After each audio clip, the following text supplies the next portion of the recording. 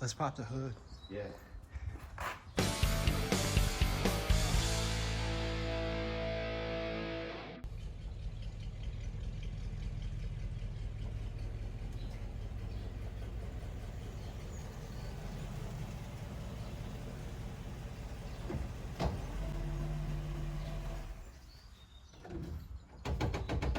Oh.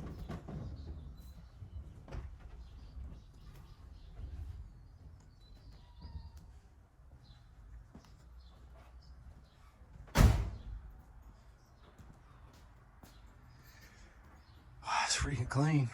It's a nice one. It's always good to start with a clean one. Let's pop the hood. Yeah. It's a new project for the shop. Tim's 58 Impala convertible. Most people are gonna be like, "Wait, wait a minute, what? That's a project?" Yeah. That's a really nice car. It's an older restoration. He's calling me right now. But it just doesn't have a modern driving experience that he's looking for. So send it to us. We're going to do a roadster shop chassis swap on it. Get it down just a little bit. It's not going to be anything low, super crazy. Have 18-inch wheels on it. All just kind of really good driver type stuff. LS swapped. Automatic transmission. No AC, no power windows. Just keeping it as easy as we possibly can. He lives in San Diego, so he says he's got good weather all the time. So he's not worried about AC. You got little notes on here, doesn't he? Yeah, he's got some, there was some stuff mounted to the car that he wants all the holes filled. So he does have a few body mods that he wants us to do. Some stuff was mounted, I don't know if those were like spotlights or what was on the doors here, but both sides have holes that need to be filled. He wants the antenna holes filled in the back. He wants us to do some custom stuff to the bumper back here. He wants to clean the look of the rear bumper up. There's some things that he doesn't like the way it looks. Possibly move the gas filler to inside the trunk and then fill up all the lines and smooth this out right here, so it's nice and clean. And then the biggest thing that he probably wants done is a color swap. He wants to change the car to gold, which I think will be pretty cool. And then we'll redo the interior. He sourced us these later model Impala seats, and then we'll run a later model center console that's got the gear select inside the center console instead of up on the dash or on the column like that. Once the grill filled in the center of the dash there. Gonna leave pretty much everything looking stock. It'll have Dakota digital gauges. Factory stereo will be there, but we're gonna run a Bluetooth receiver on the amplifier, so it'll all look stock, but it'll have modern stuff that you can just run off this phone. Got Grandpa's lazy boy chairs in here right now. That's what it looks like. Hit that. Yep. Yeah, it's just like a lazy boy. Just like it. That's pretty cool. What is that little? What did that dial do right here? It says speaker on it. It does something with the speaker. Oh, front and rear. So if you were the passenger, there's no way the driver would be like, "Hey, I gotta adjust my speakers while I'm driving." Right. Can you shut the rear ones off? I can't hear that anymore. So put it all towards the front. Yeah. And he left a tag on here. He doesn't want that on there anymore. Yeah, so that's going too. Floors look pretty good. There's a little.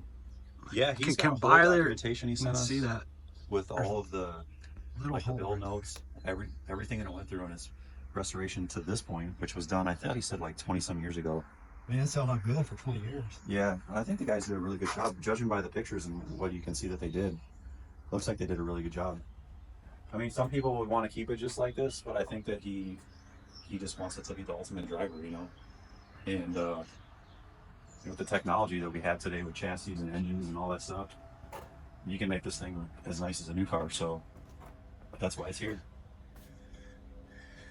We'll keep you all updated as we progress along with it. What's the next? What are we going to do, Chad? Just take it apart? Next thing is tear down, and we're preserving a lot of the original stuff on here, and he's actually going to pick it up. He's got a guy that has bought basically the whole running chassis out from underneath this car.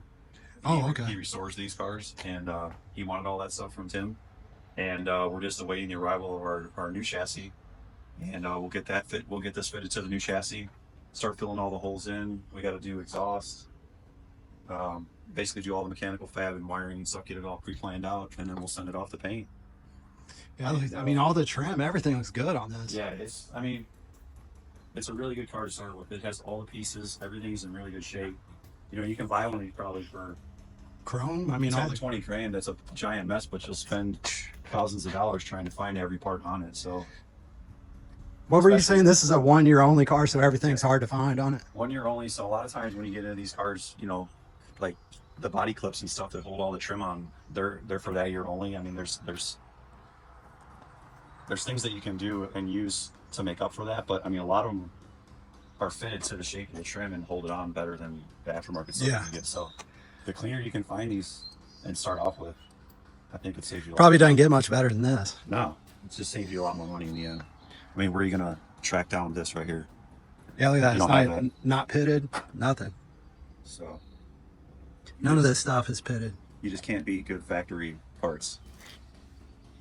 So would you say this is all factory stuff, just refurbished probably? I don't know. Some of it could be aftermarket, but they don't really make a lot of aftermarket stuff for these. So I'm sure a lot of it is actually.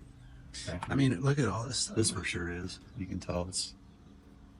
Original? Oh yeah. Because of it's pitted here You on the can see bottom. yeah, it looks like it's something that's been re-chromed, but.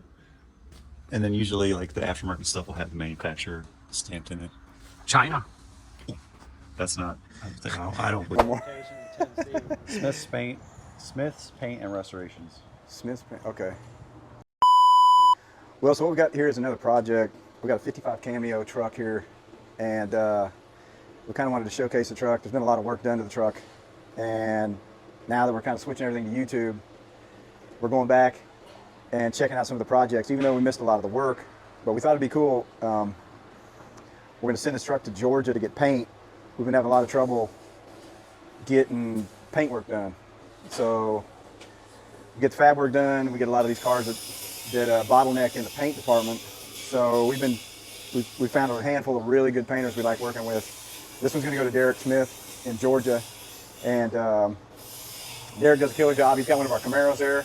So actually, when we drop this off, we're going to check out the '69 Camaro that Chad did all the fab work on. We're really excited about that car. It's almost ready for color. So we have Jason Graham do some cars for us. Jason Graham, Brian Bastine.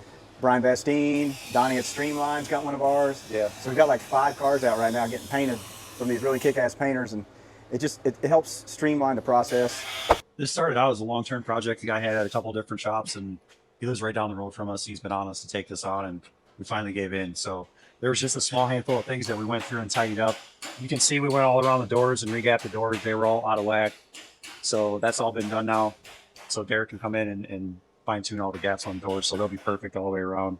Up in front here, it's got aftermarket fenders, a lot of aftermarket sheet metal on it. So we had to remake a lot of the stuff around the grill.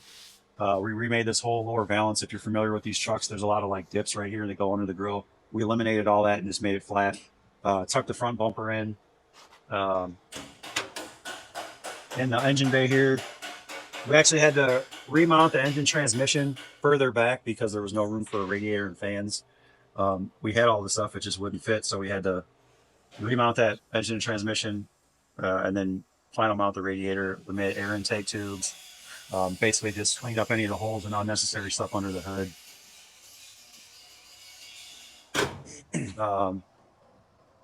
Inside the truck, we've got, you can see that badass under dash panel that K-Dub made. It kind of blocks off part of the AC box underneath the dash and also allows a spot for all the AC vents to go into. There's a full center console that's made all out of aluminum that runs down the center in between both bucket seats. And we've got the majority of the interior is all roughed in now. It's just ready to be wrapped. So we try to get all that stuff done before they leave, and it gives our guys, you know, something to work on while these things are gone. So usually like the seats and stuff are waiting by the time he comes back. Spent a bunch of time on the bed, just squaring up the bed sides, getting all that stuff true, filling in the snake pockets. Got some just real subtle tubs in here, nothing crazy. And then the customer supplied us with some walnut bedwood, which we fit in here. And then we have this little filler deck access for filling the gas up. And then the rear bumper, when it came to us, was a fiberglass unit that had steel ends. We ditched all of that and got, you know, steel bumper all the way across. Have fitted and tucked this thing in to fit real nice. Regapped all the bumperettes on it. And outside of that, we did a little bit of suspension work. We put 2-inch drop spindles on the front and then lowered the back as much as we could without getting into the bed floor. And stainless steel exhaust. And I think that was probably about it. Just had to run through it and make sure it was top notch before it goes to paint. So this one too, when David brought us the truck, you know, we're looking it over and everything, and we're like, hey man, what color are we gonna go? Dave's like, we're gonna go black. It's like, oh.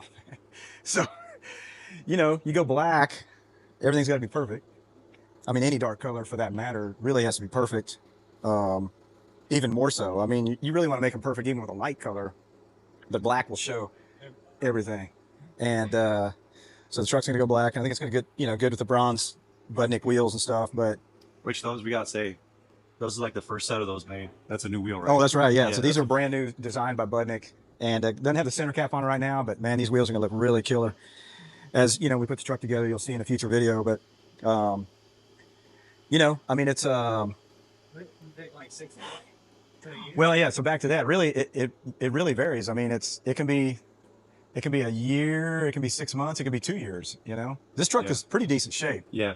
and we're not going crazy extreme. You know, gaps. He wants to drive it. He wants to use it every day. But being that it is going black, it's going to take some extra effort. You know, like Chad said, the bumpers have been kind of chewed up and tucked in, and so this stuff's got to be, you know, it's got to be kind of dialed in, and Yeah, they might have to get in and do a little bit of fiberglass work just to make it. You can.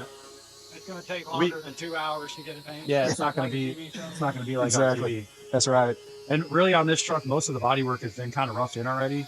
We just kind of went through and made it how we wanted it to be. It wasn't quite, you know, like on these trucks, the hoods don't always fit that great. So we went through and made sure that it fit properly and operated properly. Same with the doors too. You know, the gaps have to be perfect, especially on a black truck. You can't. That's the first thing you're going to notice is bad gaps. So, they were pretty off, so we just dug in there and got that situated. But yeah, I would say 6 months or so. You know, Yeah. and then, you know, different painters. We've had cars that have been out for like a year and a half for paint. We've had cars that have been gone for like 3-4 months in paint. So Yeah.